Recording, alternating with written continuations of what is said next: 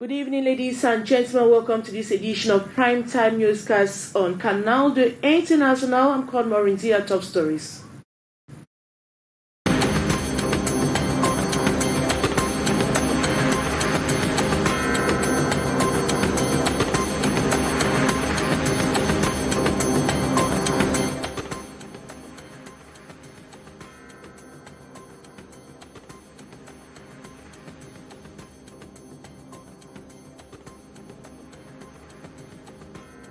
Suspected separatists or fighters held for 20 million francs CFA ransom.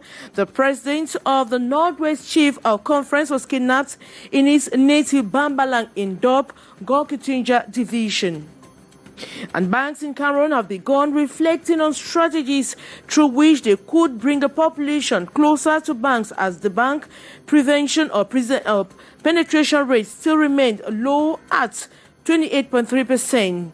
And Zachary Wanji, candidate to the Faker Food election, says he is ready to ally with any other candidate who shares his vision. Those were major stories. Details right ahead.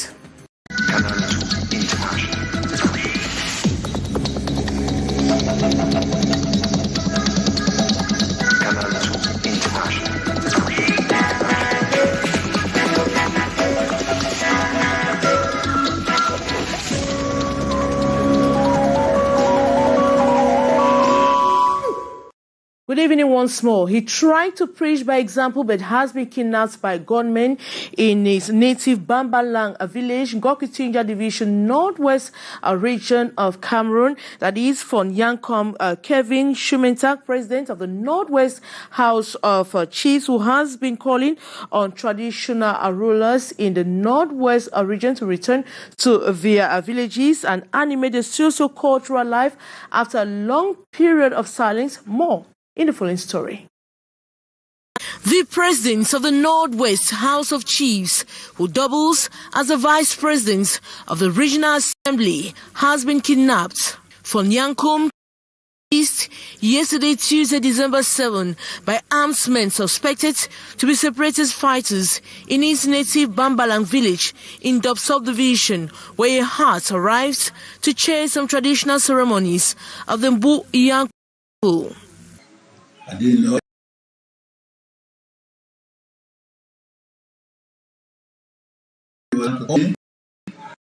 That was going down.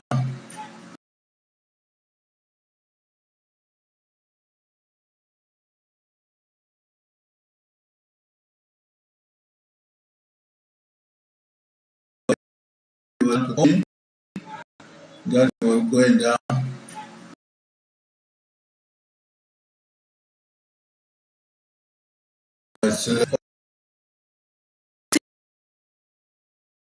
The kidnappers are demanding the sum of 20 million francs CFA in exchange for his freedom. There has still been no official statement, neither from the Gorkitunja Divisional Administration, the Northwest Regional Assembly, nor the governor of the region, who is the representative of the state.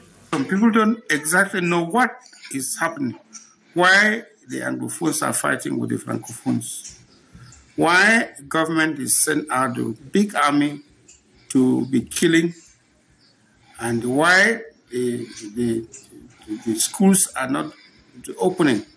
It should be recalled that the civil administrator had been encouraging his pair traditional rulers of the House of Chiefs, in particular, to return to their palaces in a bid to kickstart the process of a return to normalcy.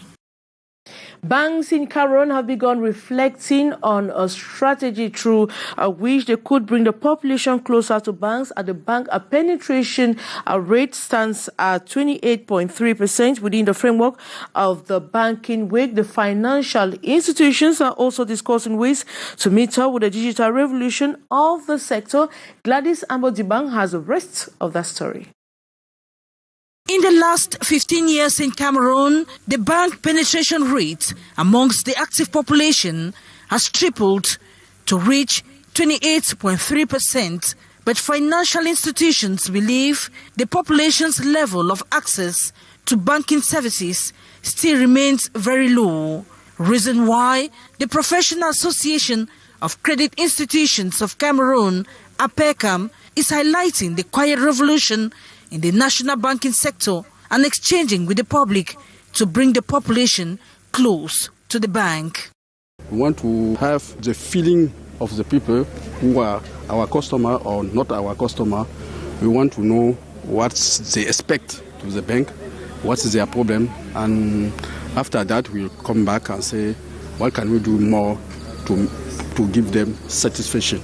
The representative of Littoral's governor underscored the importance of banks to the development of Cameroon's economy.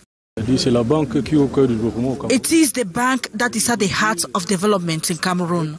Today with APECAM, we have noted that we have diversified banks committed in supporting the different sectors in society in terms of funding. It is an encouraging innovation. It was revealed that bank loans doubled in the last 10 years in spite of the high loss ratio of bank loans, which reached 16.6%, but banks have remained resilient and improving on their services. To bring our clients closer, we created the eFirst account to permit them carry out their transactions in total security wherever they are.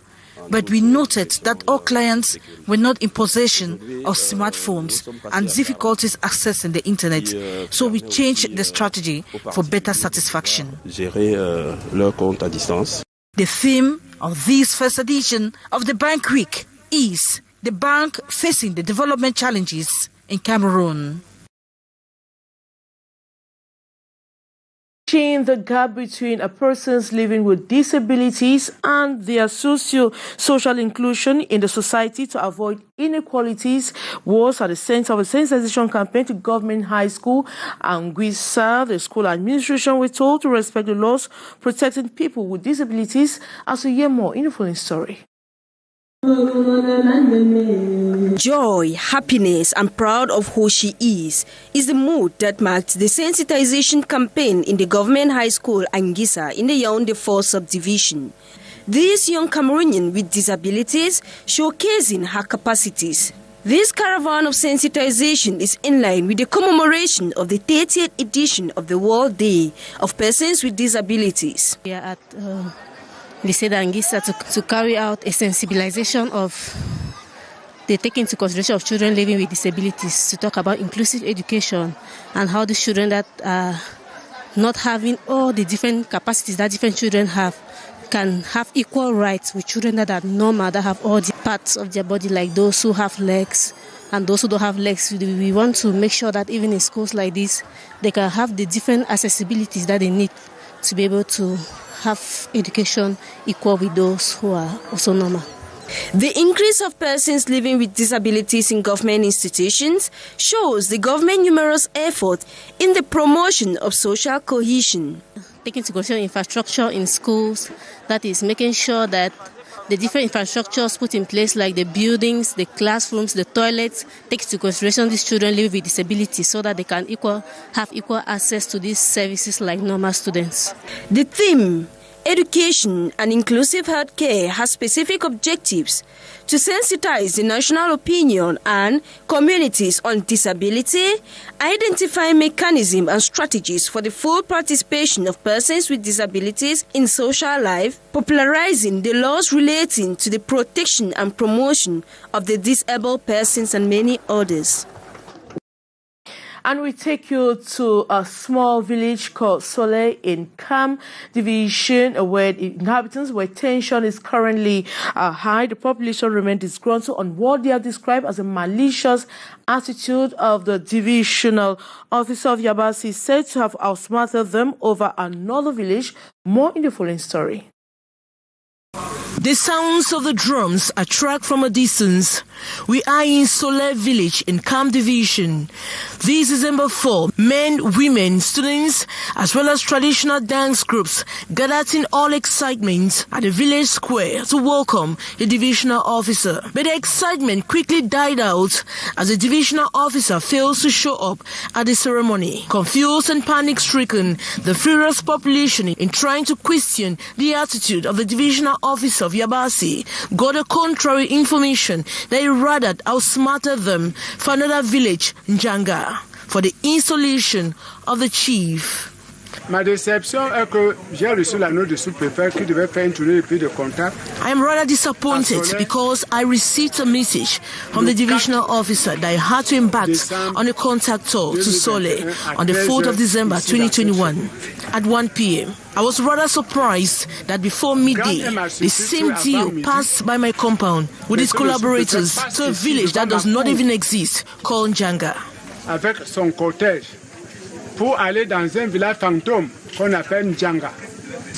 Gripped by anger, the locals quickly rushed to Njanga village with messages of protest. They denounced what they described as a malicious attempt by the divisional officer of Yabasi to install a chief and a hut erected overnight as a palace for the new enthroned chief. Since I arrived here, the divisional officer always begin their contact tour in Sole. But I'm surprised that it is rather happening 2 kilometers away from Sole in another village, Njanga.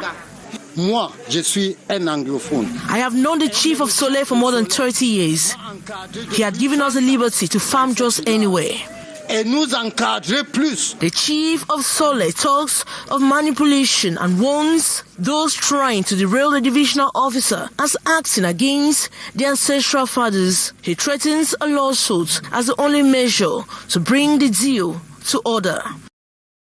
With the aim of fighting against COVID-19 in African countries, so the African Union has launched a project for the distribution of COVID-19 vaccine in which Cameroon received 302,400 doses this November 26. More on this with our student journalist in Yaoundé.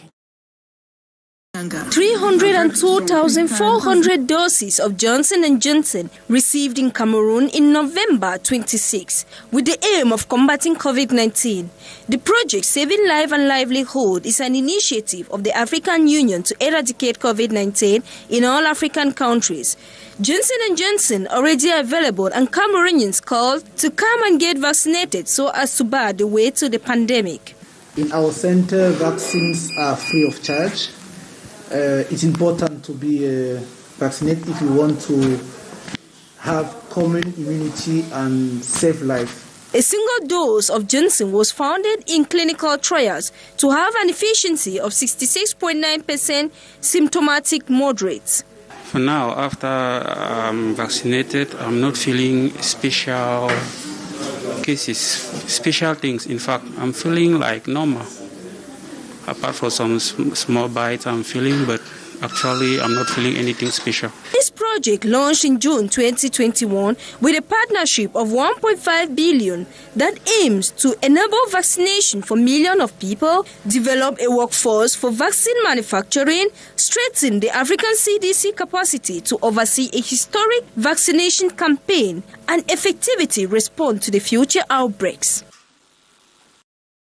Inhabitants of the Mana Mesasi Olembe neighborhood woke up to a serious demolition of houses constructed along the roadside. The exercise, which took place late in the night by council agents, is aimed at restoring disorder along the strategic stretch of road leading to the Olembe Sports Complex. As the yearly following story with Haisincha.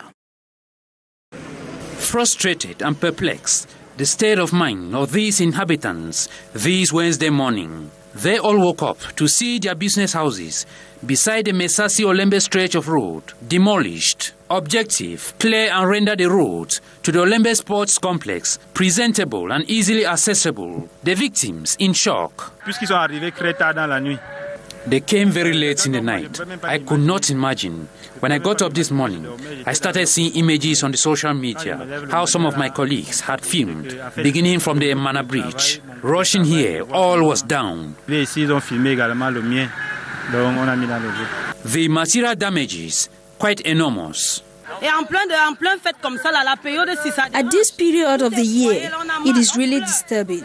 All is down. We are crying. Look at the entire quarter. It is painful. We are deeply touched.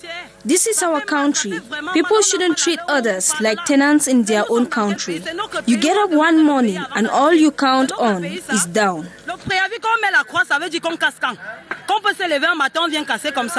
According to the concern, the time frame given them to take off the roadside structures was short. If we were given at least 1 week, we would have demolished it ourselves while preserving our things. The operation by the Yaoundé City Council is on the firm instructions of the Central Regional Governor, President of Kokan, for the Yaoundé sites, geared towards restoring some order within the capital city before the Total Energies African Cup of Nations. Zachary Wanji, candidate of the Faker Food election, say he is ready to ally with any candidate that is ready to share his vision. He was speaking in a press conference today in the nation's political capital, Yaoundé. Haisencha completes that story. According to Zachary Wanja, one of the 7 candidates vying for the Faker Food presidency, though the overall ambition is to sit at the helm of the Cameroon Football Federation, he is ready to go into a coalition with any candidates with a similar project like his. I'm ready to follow every candidate if he has a good program, a good project. And from now, there's one candidate who have a similar project with me. My preparation is not only to win, to be president. My purpose is to make sure that after December 11, Cameroon will have good management, a good management of his football. Before the press, this December 8 in Yaoundé, Zachary Wanja unveiled a project of 10 modules geared towards bringing innovation to Cameroon football. Amongst the top points, the promotion and the development of football infrastructure, the search for competent financial partners to promote economic viability of football actors, reinstitute the Professional Football League, reinforcing its capacities, review the Faker Food organigram, and above all, reconcile all the different factions involved in the football squabbles. Zachary Wanja proposes to the Electoral Commission to adopt a unit ballot paper for the December 11 elections to promote fair play, allowing delegates to freely vote based on their conscience and convictions, and avoiding a scenario where voters will have to show proof of their votes for candidate A or B. And that brings us to the end of this edition of Newscasts on Canal International. Thanks so much for watching. We have news in the French language at exactly 19:50 à Lengis Lenkanga. But coming up next is the brief with Buban Gomna. So we'll be back same time tomorrow. Good night.